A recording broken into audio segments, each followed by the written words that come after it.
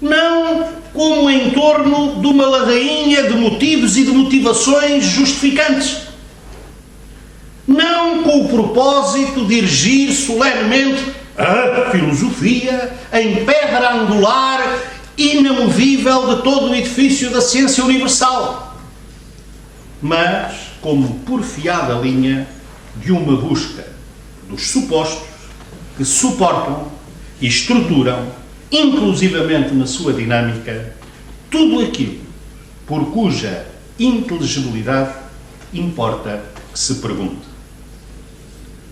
E para isso há que cuidar de um estabelecimento correto dos problemas.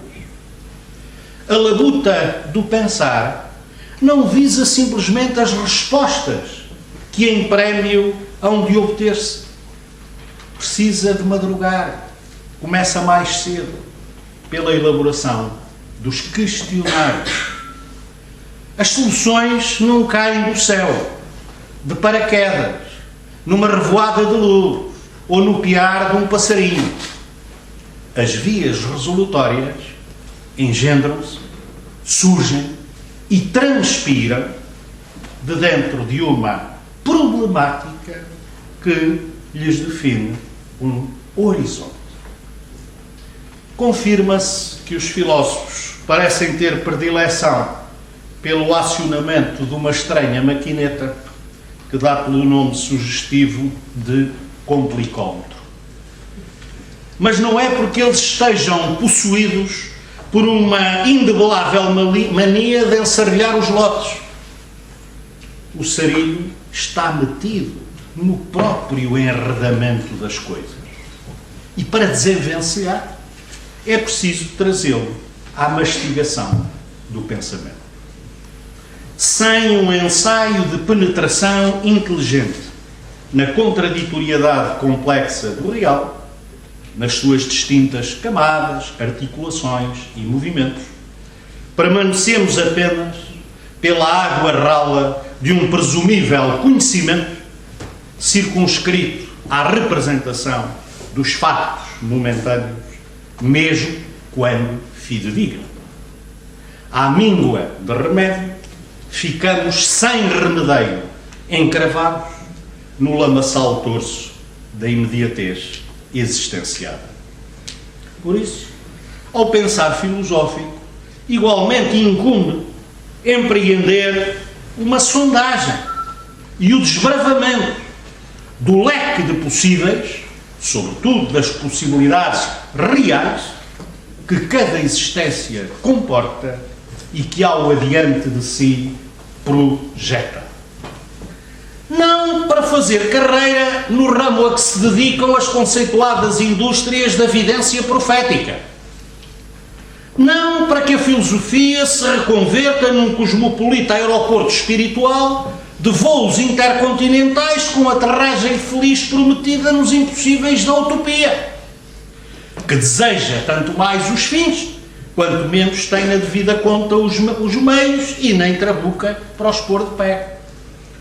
Não para desembocar na confecção magnífica de um dever ser moral que deixa intacta a materialidade do ser, satisfeito por lhe sobrepor uma generosa ordem normativa de sonhos, mas para intentar compreender e, no limite, transformar, o que implica um empenhamento de energias práticas, as realidades no seu devir, as quais, na estadia do presente, não só transportam carregos do passado nas cafurnas, como aproam a um porvir em carência de materialização.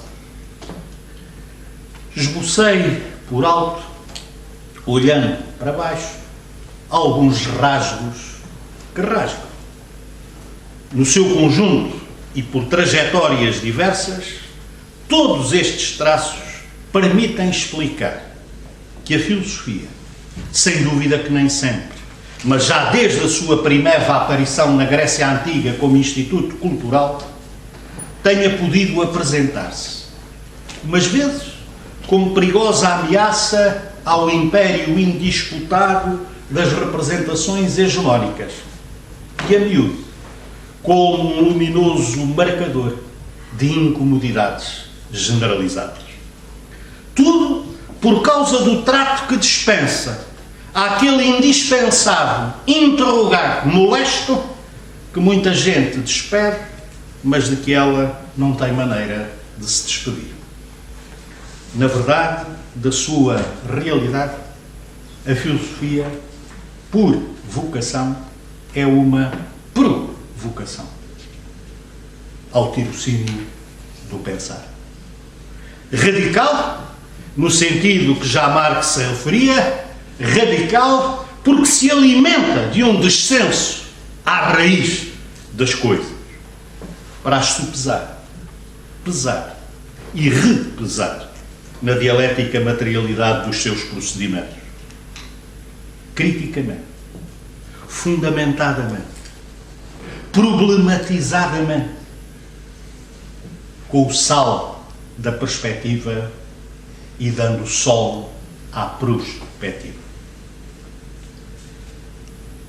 Repete-se, pelo menos desde Platão e Aristóteles, que a filosofia principia com o admirar-se de oftalmagem. Isso é certo, se o entendermos bem, sobremaneira no movimento que introduz. Admirar-se não é infusão prolongada nos assombros da pasmaceira do basbaque, com alguma agitação periférica na quietude de um estupor conservado. A estranheza, a perplexidade, a discrepância que se percebe, apanhadas na órbita do pensar, levam-nos a dar conta de que algo esquisito se passa, pelo qual é preciso inquirir. E é deste enfaixado feixe de perguntas em incoação e equacionamento que arranca a estrada em que se palmilha o caminho de tornar as coisas inteligíveis. A inteligibilidade não vem de repente. Tem curvas, contracurvas e recurvas. Em rigor, ela somente se alcança mediante um dar razão. Necessita de que se venham a estabelecer determinadas conexões fundamentais.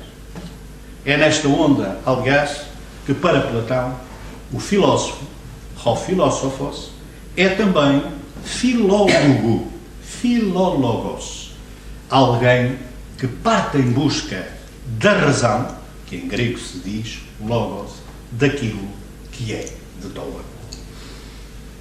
Todavia, na fidelidade ao preenchimento da sua missão vital, o pensar não pode ensimismar-se nas delícias cogitativas do umbigo e dos seus arredores, nem prefazer-se em parálise do agir, nem esfarrapar-se num alibi pomposo para a renúncia ao nosso ofício de viventes.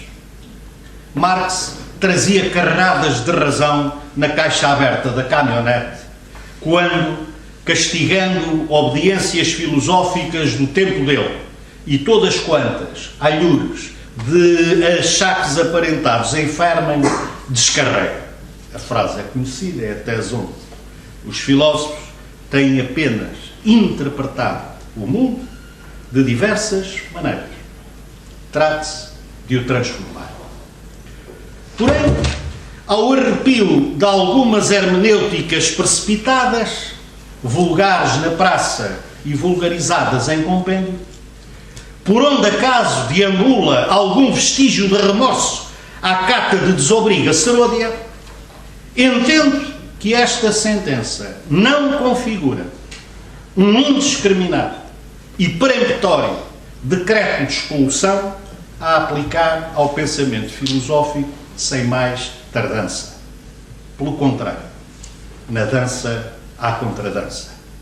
Um dos resultados principais das teses sobre Feuerbach, a meu ver, consiste precisamente em pelo aclaramento crítico da origem dos desmandos perpetrados e pela acionação consistente de um materialismo novo, recolocar a filosofia no seu posto, que é também uma trincheira de combates.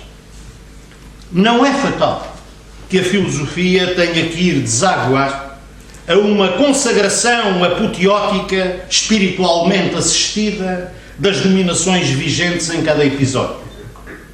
Como fatal não é também que a ordem instalada, um sistema organizado de desordens, seja, por desígnio superior da providência, inelutável.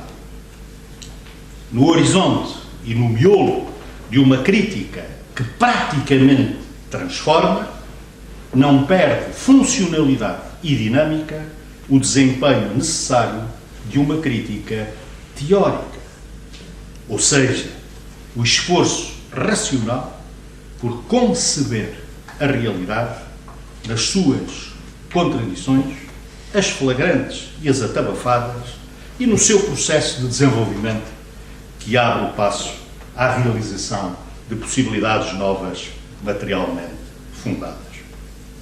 A metafísica, submetida ao império daquele ressequido primado da identidade abstrata, que lhe enclausura o intervalo e tolhe a movimentação, não logra triunfar das antinomias. Opõe a teoria à prática e a prática à teoria. A dialética, porém, pensa o concreto enlace delas, porque constitui a bacia vascularizada por onde irrompe na história dos humanos o pulsar mesmo do ser. O apregoado poder das ideias possui um limite material. Altera outras ideias. Por si, não transforma o mundo, a não ser nas algazarras do pregão.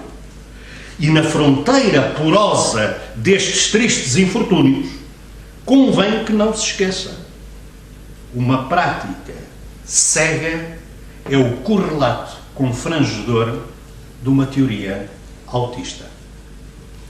Na sua indeclinável premência, o desafio é outro: compreender para transformar. Transformar, compreender. De ordinário, passa despercebido, mas na realidade é de ontologia política que Lenin está a falar quando, castigando a tentação oportunista em que certos ativismos atarantados se estatelam, adverte. E é o que fazer em 1902. Sem teoria revolucionária não pode haver também movimento revolucionário. Começámos o périplo da faladura pelas comiadas rarefeitas do pensar filosófico e acabamos por vir parar às planícies do cotidiano chão. Talvez porque o pensar, sem os fermentos da vida, é um eixo ao rodopio pela imensidão do vazio. E porque o pensamento, apesar de tudo, constitui uma ferramenta com préstimo nas carpintarias do nosso viver. Faz falta pensar. Até porque o desencorajamento a essa exercitação nos vem de mansinho soprado de não poucos quadrantes. É uma maçada que só traz complicações. No mundo onde simulacros e aparências nos são diariamente servidos como a emenda que esgota o teor aguado das realidades sem encorpadura, urge ter a coragem da verdade, que, como já Hegel sublinhava aos alunos, é a condição primeira que o estudo filosófico exige. O temor reverencial pela verdade, que soletrada se acolhe, sem que mereça as canseiras de uma investigação,